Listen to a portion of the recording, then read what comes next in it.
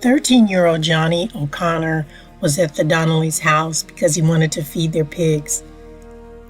He witnessed the vicious mob attack of James Sr., his wife Joanna, son Tom, and niece Bridget, as well as the family dog.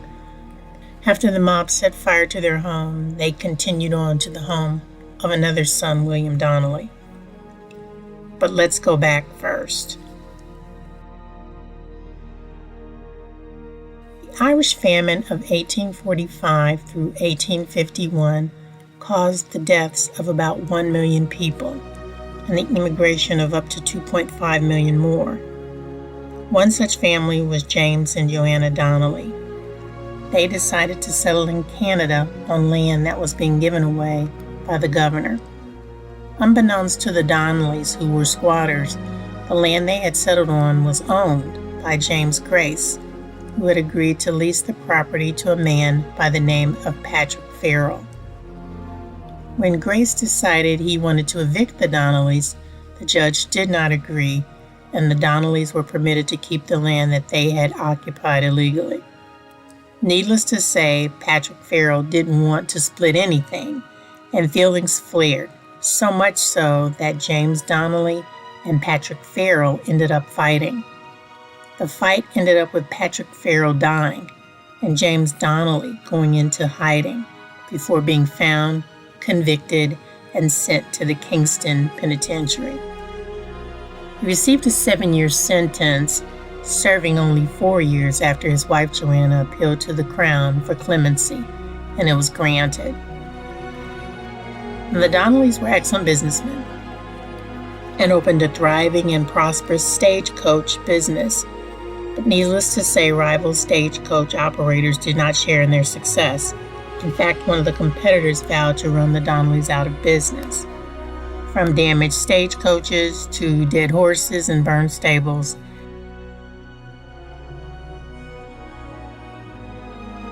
from assault to theft to robbery to arson, you name it, the Donnellys were blamed for it.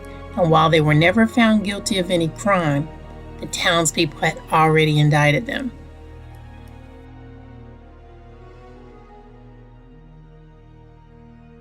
The Donnellys soon would find themselves feuding with everyone over everything, be it money, land, cattle, horses, and any other typical transaction. It was described that the Donnellys were considered a problem by just about everyone in Lucan and Biddulph Township. With so much fighting, thievery, and confusion, the local priests formed a peace committee to try to return law and order to the small town. All members of the peace committee had agreed to have their homes searched for stolen property, at least everyone in the town except the Donnellys. James Donnelly Sr. at one point even had it out with the priest, saying that he was preaching hatred, and he went as far as to donate money to build an Anglican church. And of course, this outraged the small, tight-knit Catholic community. When a barn owned by Patrick Ryder burned down, the townspeople blamed, you got it, the Donnellys. The Donnellys' relationship was so fractured that on February the 4th, 1880, the townspeople, having had their full of the Donnellys, turned into an angry mob and planned to rid their town of evil by marching to the Donnelly farm to detain all the men, scare them, and get them to admit to all of their crimes.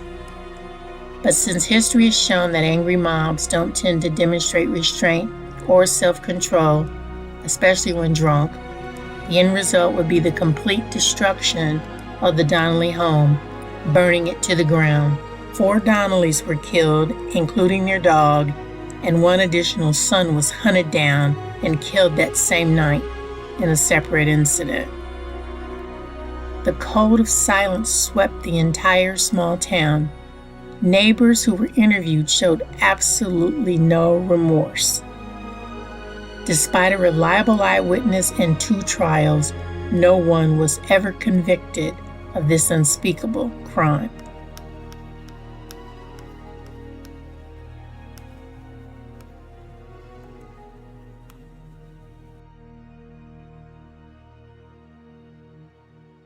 This is Highway 23 going towards Mitchell, and The guy that I did the house for told me at the school here, this is where the townspeople congregated before they actually went and murdered the Black Donnellys at this school that me and Mike did the urban expedition at.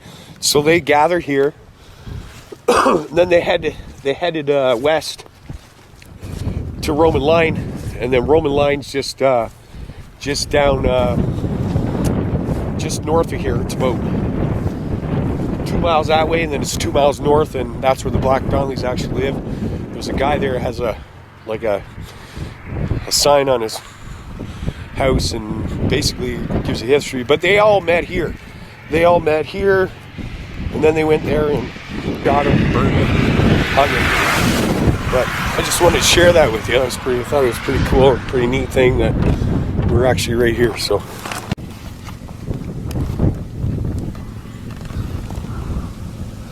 I don't know if you guys see this, but okay, so this is where the Donnellys actually live. This is on Roman Line. And I'll get a picture of that. There. You guys can see that.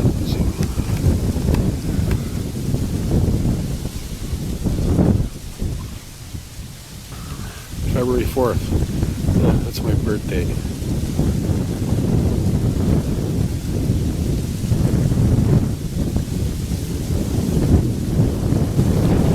So yeah, this is the actual spot where they're murdered. And then there's another sign over here where it says the Donnellys Homestead. Tours available. You guys want to come and take a tour. 227-1244. So yeah, so they met at that school, and then they got on their horses, and they came over here. Fuck them up.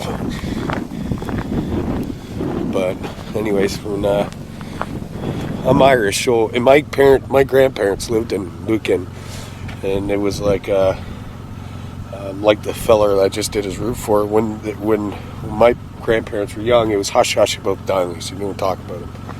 And now it's been a long time. People talk about it all the time. But yeah, this is where they were slain. This is the church on Roman Line. This is where the Donnelly grave site is, or the tombstone. I don't know where it is, but I thought that was it, but it's not, because they all died in the 80s. So this is, I guess this is the church where they have the tombstone.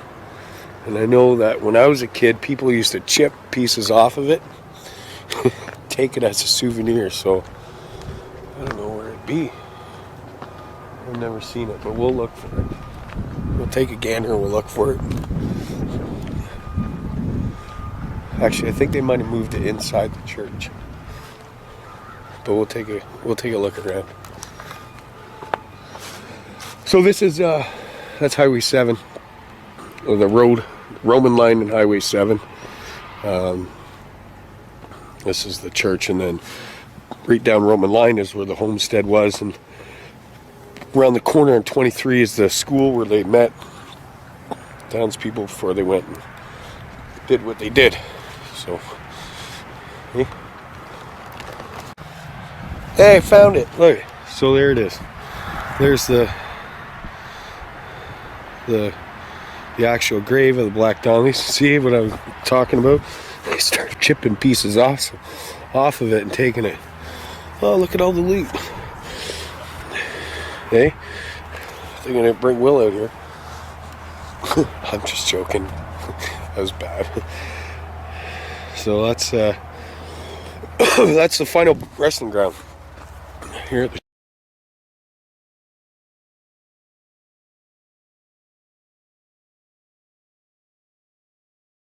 There is a standard modern model of law that we are all used to, and I am going to be talking about a different one.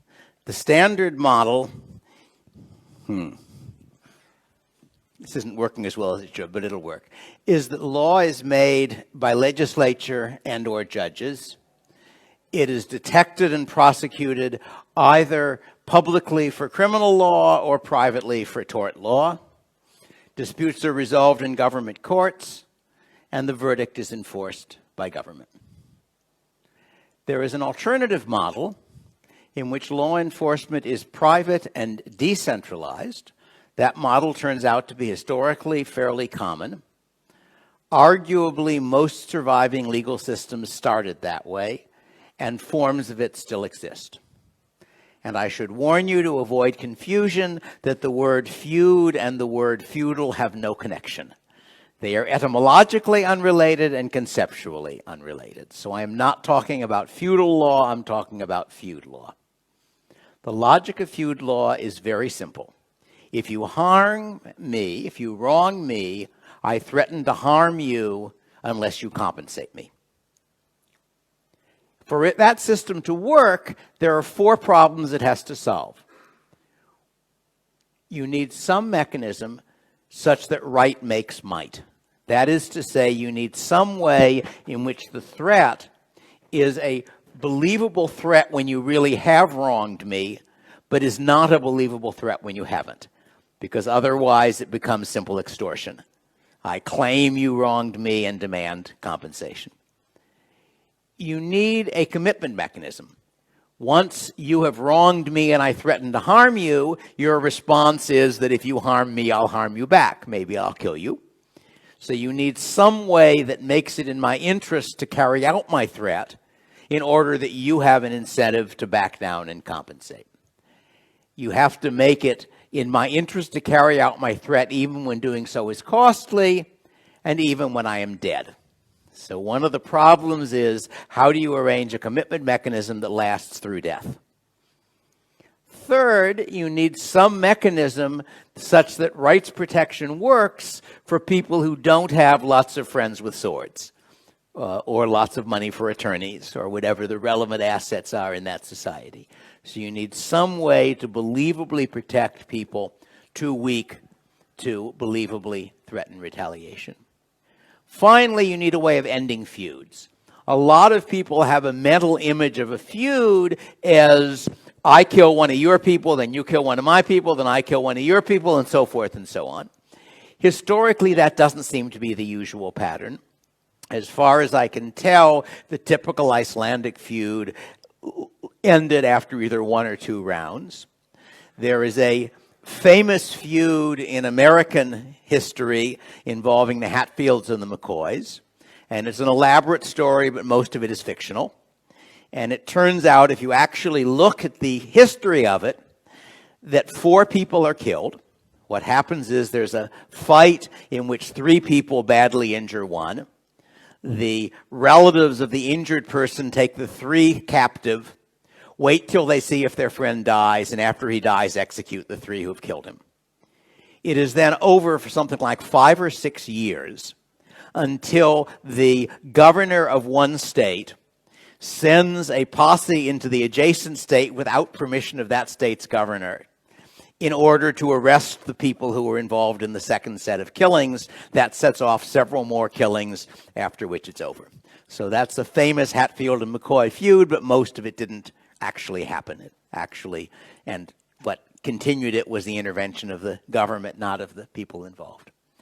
But you could imagine a situation where each side thinks he's in the right, therefore each side is unwilling to compensate the other, and it could go on. So you need some way of preventing that. The Romanchal Romani are the largest Romani group in present-day England. And there is an interesting chapter of a book on gypsy law which discusses how their system works. And basically the system of the Romanchal today is a primitive version of the Icelandic system of 1,000 years earlier. That it does not have an explicit set of courts or laws, but there are norms, there are social rules of behavior. It's a fairly small community and people know them. So if you wrong me, I threaten to beat you up unless you compensate me. If you really did wrong me, our friends probably know it. So if you really wronged me, my friends will back me and your friends won't back you. If you didn't, it'll go the other way around. So if you really wronged me, you either compensate me or leave town. So that's the equivalent of the Icelandic system without a lot of the intermediate institutions. Somalia, northern Somalia, Somaliland, You had traditional law, which was partly Islamic law and partly local traditional law, and mechanisms so that when a dispute happened, you could set up an ad hoc court of basically elders of the sides involved and get a verdict from there. All of these are solving two different problems. One of them is preventing the use of threats for deliberate extortion, and the other is preventing individuals from acting as biased judges in their own case. Because, as Hume pointed out long ago, we are all biased judges in our own case, and you can imagine a case where I think you've wronged me when you really haven't.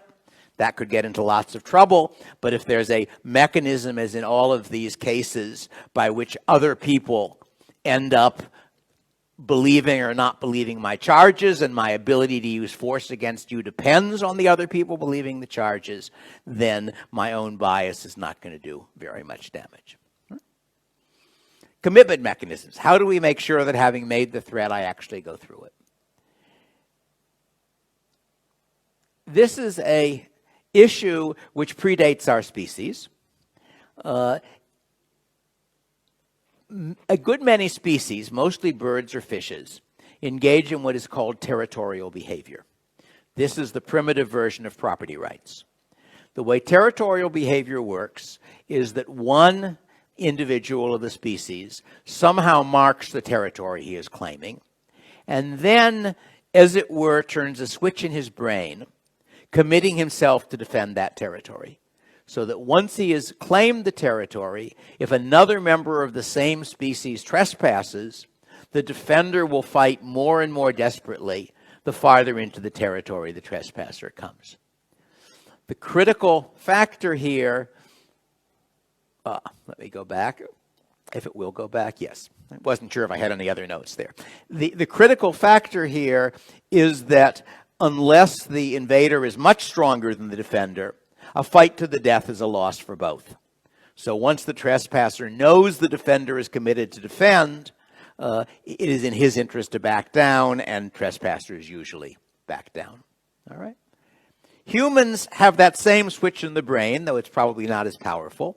It's the emotion we call vengefulness, that at the point when you know somebody has wronged you, you really want to get back at him.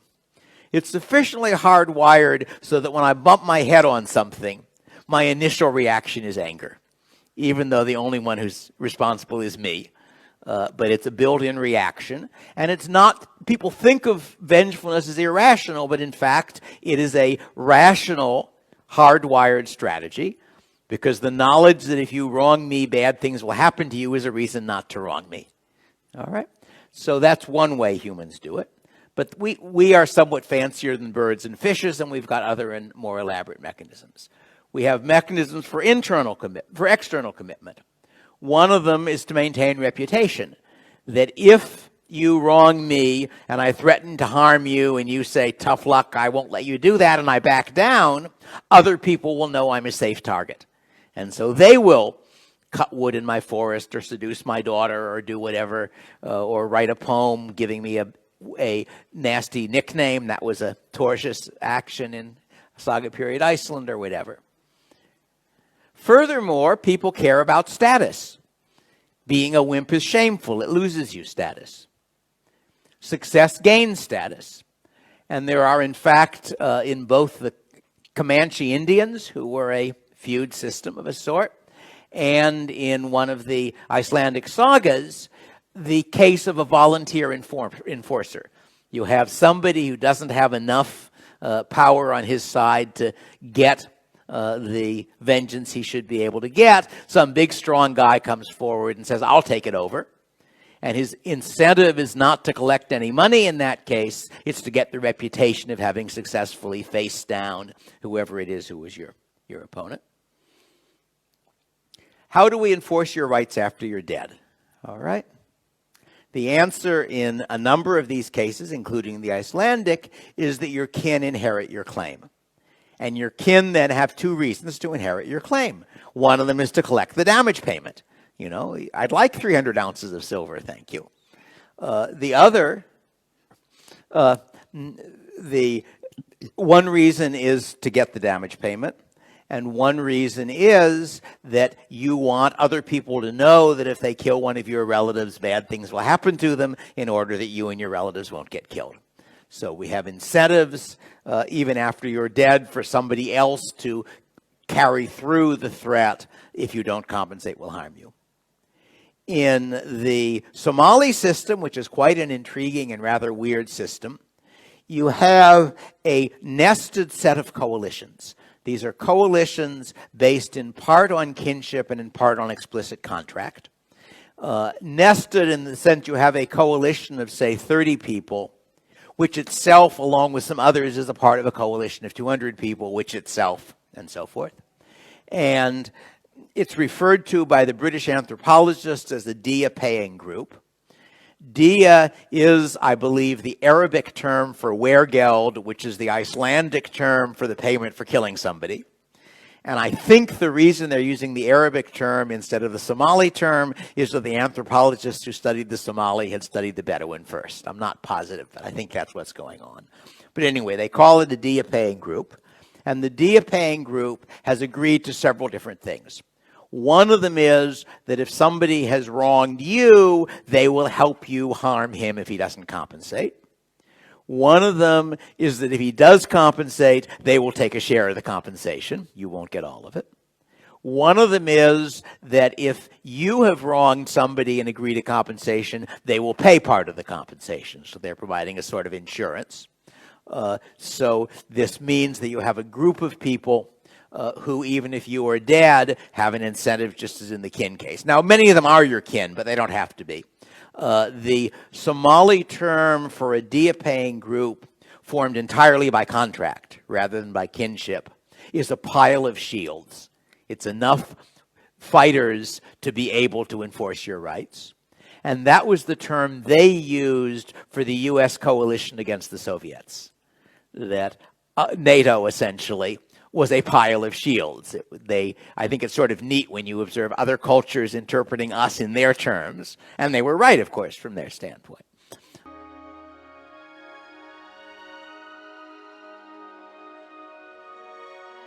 Prior to the Civil War, the Tug River Valley nestled between West Virginia and Kentucky and was the home of two families, the Hatfields and the McCoys. Once the Civil War erupted, families who had worked together harmoniously soon found themselves in the middle of this conflict. Thus enters two families, the Hatfields and the McCoys. The Hatfield family was led by William Anderson Hatfield, referred to by the regulars as Devil Aints, and his wife, Lavisa Hatfield. The Hatfield family was large, having 13 children and a strong presence on both sides of the Tug Fork in the West Virginia-Kentucky area. It was noted by 1880 over 300 relatives with the name of Hatfield would live in that region. The other side of the patriarch of this saga was Randolph McCoy, who married his first cousin, Sally McCoy, and their family was just as large, boasting 17 children. In the region, most families were involved with farming, hunting, and logging. One notable challenge in this Appalachian region was the high rate of illiteracy. Only 44% of school-aged children were enrolled in school, with an abysmal 24% actually attending.